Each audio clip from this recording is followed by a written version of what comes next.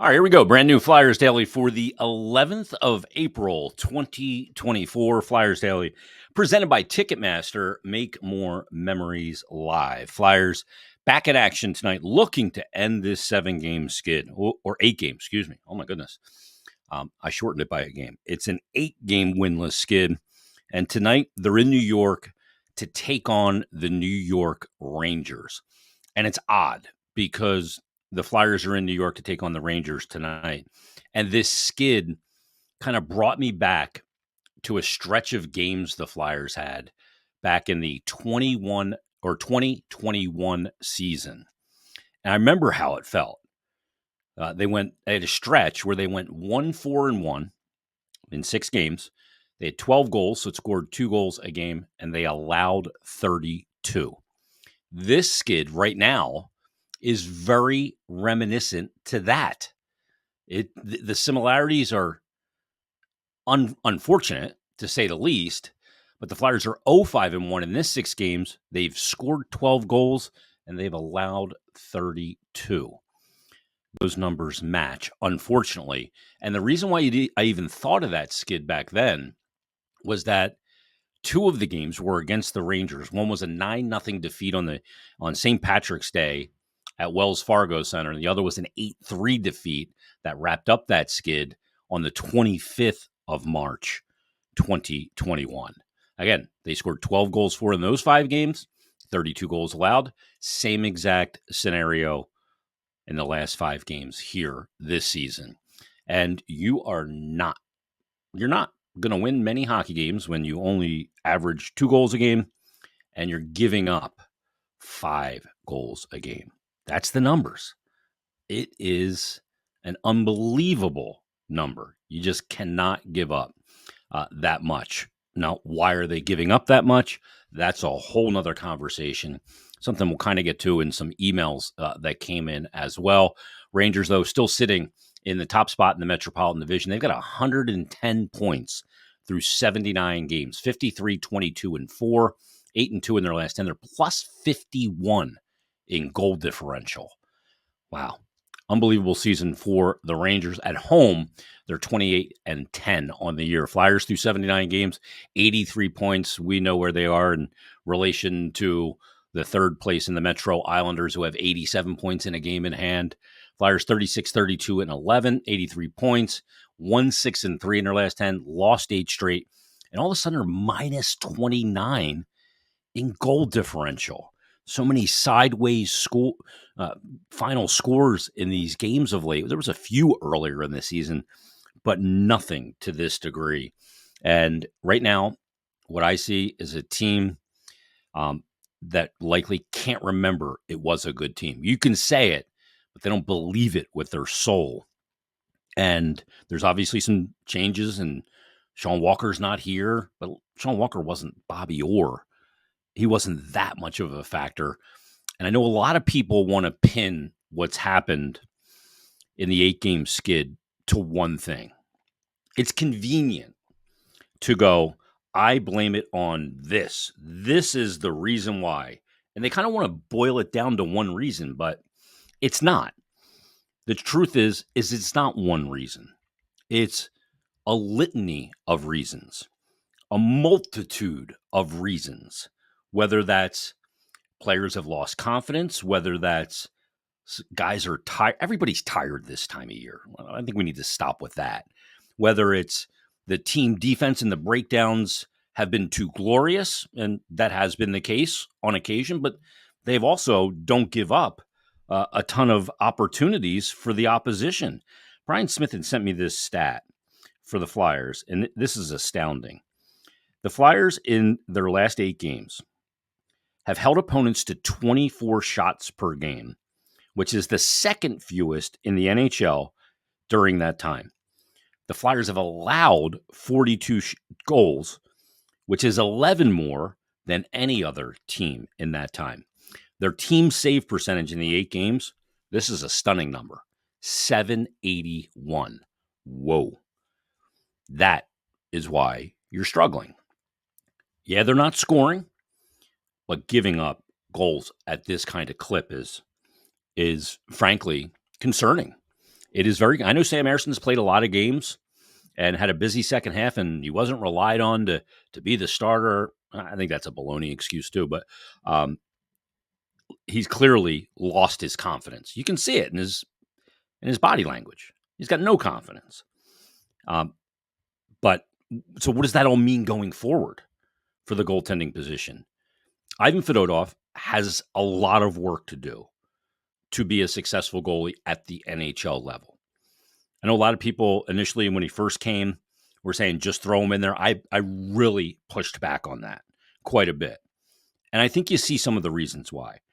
Somebody pointed out, I mentioned on yesterday's episode, you see him when he comes out to the edge of his crease, he looks down to make sure he is where he thinks he is because of spatial awareness. And the thing about Fedotov is he's got a lot of developing that he has to do to be a legit NHL goalie, but he's not in his developmental years. He is 27 years of age. So one of the big questions that after the full 82 games are played and we remove the recency bias of what's happening right now and we remove the emotion from it and we give our assessment on the full 82 games, we have to look at that goaltending position going into next year. And, what can we expect? Do we expect Sam Ersson to bounce back and be a bona fide number one goalie in the NHL? Can we deduce that based on what we saw this year over that stretch of games where he had the 17 games and went 12-3-2 and had a .930 save percentage and 3 shutouts? Or do we weigh the other part, post when Carter Hart left in that Colorado game, where through 27 games, he's gone 9-13-4 and has an .866 goal or save percentage. So how do we evaluate all that? That's what we're talking about. So there'll be a lot of questions, but we will do our evaluation very soon after the season ends. It'll end, regular season ends on April 16th. I should just say season ends on April 16th. Not mathematically eliminated, but we will do that and we'll base our evaluations on the team in total, the special teams, power play, penalty kill. We know where power play is coming in. Our individual player evaluations, coach, all of that stuff will be done after the full 82. I said this a couple weeks ago that there were people at the time saying Flyers don't deserve to get in. They shouldn't make the playoffs because they don't deserve it. Well, you deserve it based on your result through 82 games. A game in October or December has the same point value as one does in March, April, or January.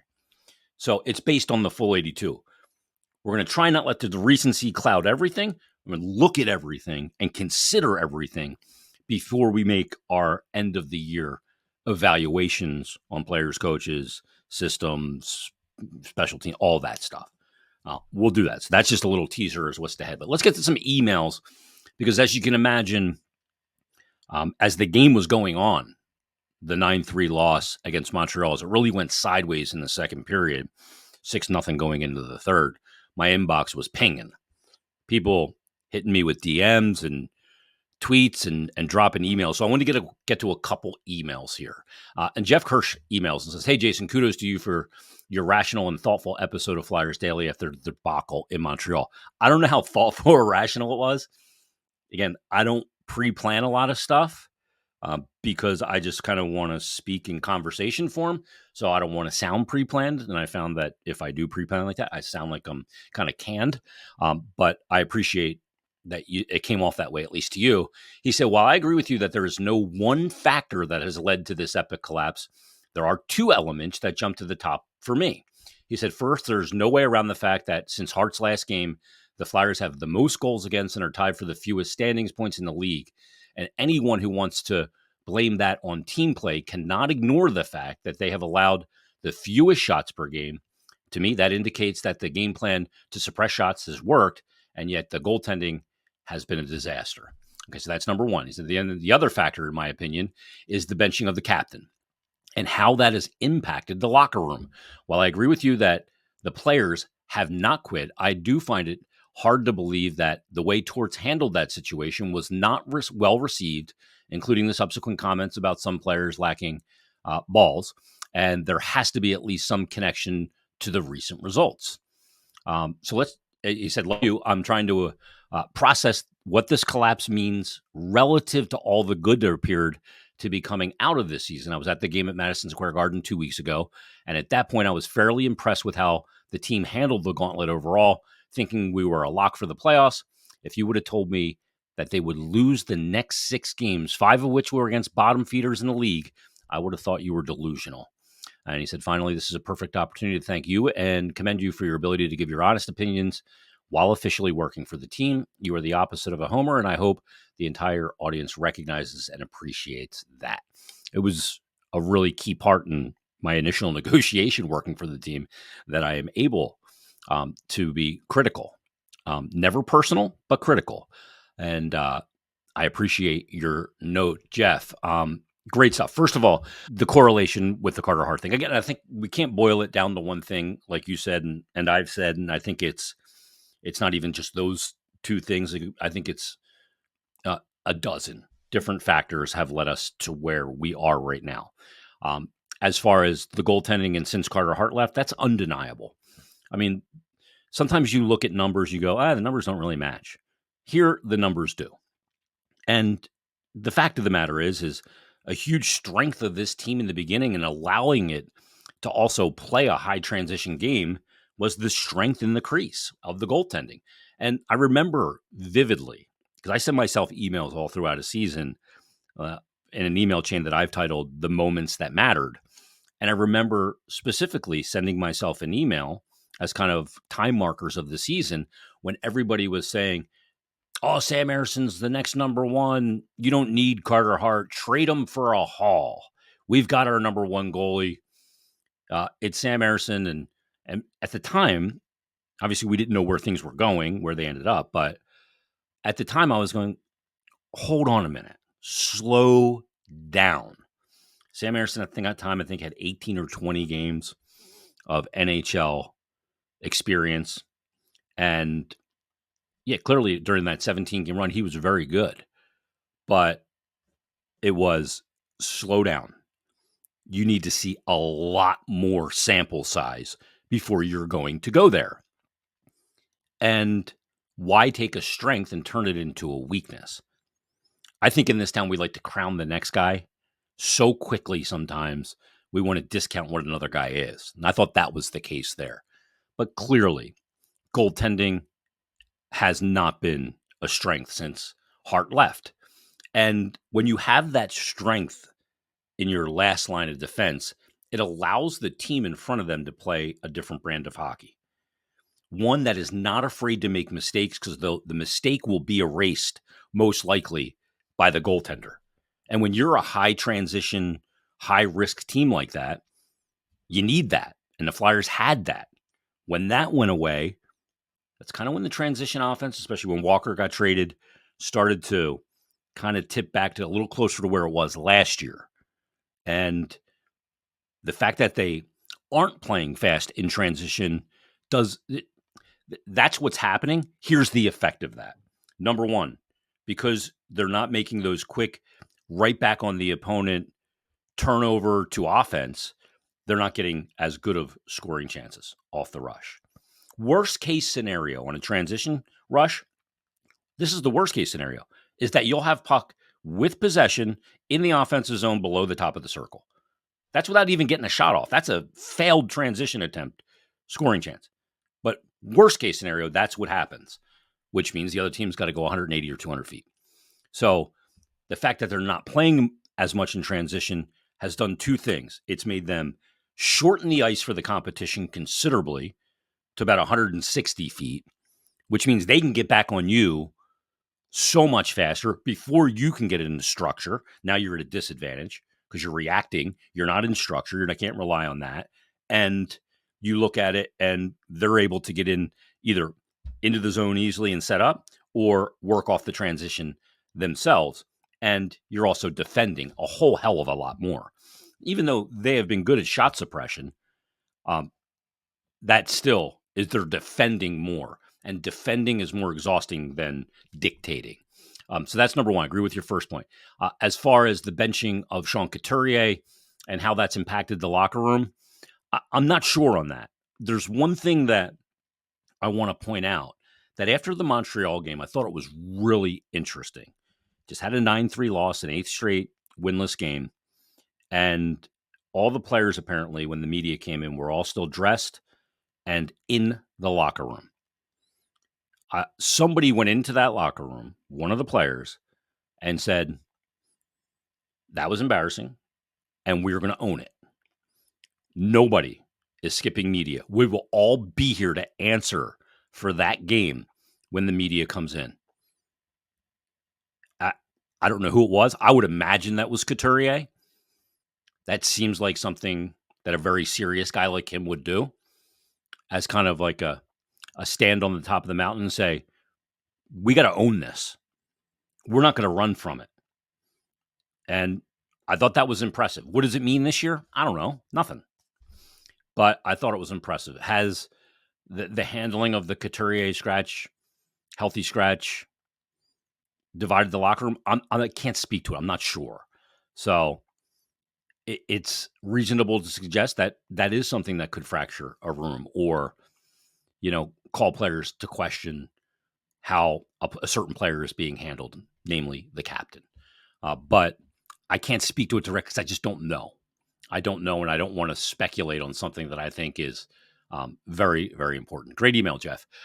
Edward emailed me and said, I hope this message finds you well. My name is Ed Kelly, and I'm a very long-time Flyers fan dating back to the Stanley Cup wins. I love this team, and most recently love your podcast, which I listen to after each Flyers game. You're a heck of an analyst. Thank you. He said, my professional background, which I wish was a hockey goalie or rock star, but this is my expertise in building enterprise-class IT systems and creating performance analytics. He said, the short of that is I love that things are built and how they perform. My bias is that hockey analytics are not effective in a consistent manner and many times useless or misleading to plan, build, operate, or the business of hockey. Said more simply, they provide little business value predictively to trust. I was hoping to reach out under different circumstances, but all right, let's get to this email from Emmanuel, who tweets and says, hey, Jason, I hope this email finds you well, but who am I kidding? How can you be well? How could any of us Flyer fans be well at this utterly demoralizing juncture in the season? He said, I'm writing this to you after the second period in this debacle against Montreal. I want to cry, but I may just go for a long, long walk. That's a good productive move. He said, I'm angry, I'm seething, I'm heartbroken, and truthfully, I can't remember a time where I may have been more embarrassed to be a Flyers fan than I am at this moment. In this game, 6-0 after 2 periods. How can this be? My 10-year-old son broke down in tears and stormed out of our screening after Montreal made it 5-0. He says, firstly, Jason, you're a beacon of light through the good times and the bad. I don't know about that. He said, I love your podcast. It's essential listening and viewing in our home with my kids in the morning before they go to school. Thank you for all that you do. I appreciate that. Thank you. He said, you provide great insight and nourishment when it comes to the orange and black. He went on to say, I'm writing this hot, emotionally charged, and utterly flabbergasted and mystified at how this has all fallen apart this season after it was going so well. The Flyers were punching above their weight class most of the season, and they were exciting and unified, and the passion was back. But tonight, since the gauntlet, I'm at a loss. I don't even know anything concrete to say. Perhaps I just needed to vent. But he said it's astounding to me how much effort and energy it takes in games for the Flyers to score one measly goal, and that the opposition just seemed to bury chance after chance. And that's something that I've talked about, Emmanuel. Last season, in John Tortorella's first year, it was like they had a 10-point checklist of all of these boxes had to be checked for the play to result in a goal. Torts called it almost offense last season. And while they came into this season and were so much faster in transition and stressing the opponent and scoring goals off the transition, it didn't feel that way through 66 games or whatever it was. But of late, when you don't see that transition offense, you see that it's literally that you have to work so hard to score. And in the NHL, you can't have to work to your fingers to the bone to get a goal night in and night out. You won't survive it. It's not a sustainable way of driving enough offense, which is why you see 12 goals in the last 6 games. And it's a struggle. You have to be able to Just have one pass out of the zone, exit, 2-on-1, goal. You have to sometimes have a guy that can go over the boards and just generate something all by himself when the other team's got momentum and find a way to dazzle and score a goal. That seems like it's dried up. And that's a huge element of why I think they are where they are offensively right now. It doesn't speak to defense, but that speaks to offense. He went on to say, Emmanuel, we'll get the ship sailing in the right direction. I believe in Briere and Jones. I believe in Torts. I believe in the Crest. But please, Flyers players, I implore you, think of the fans and all their sacrifices. We deserve better than that showing against Montreal.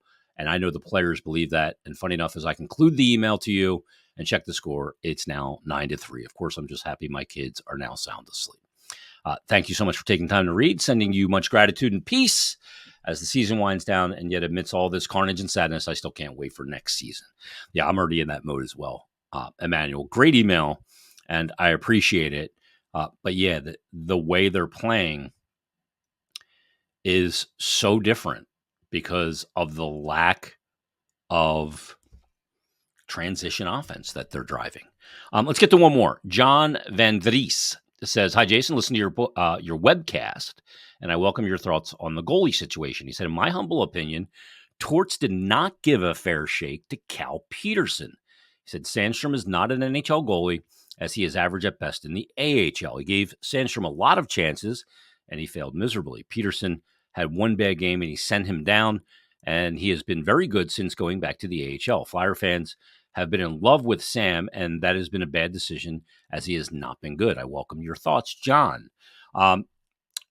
I don't think that Peterson played well here. I thought he had one good game. Was that the LA game when they won out in LA? That was after the Anaheim game out there on that road trip. I did not think Peterson looked like he deserved another look. Now, Felix Sandstrom, I think, struggled as well. Sandstrom is a guy that could make great saves, but it's just that one bad one or two bad ones that he would give up. And that's the frustrating part. There's talent there, but giving up one that you need to make a stop on in the NHL that's a death knell. You can't overcome it. The margins are too small.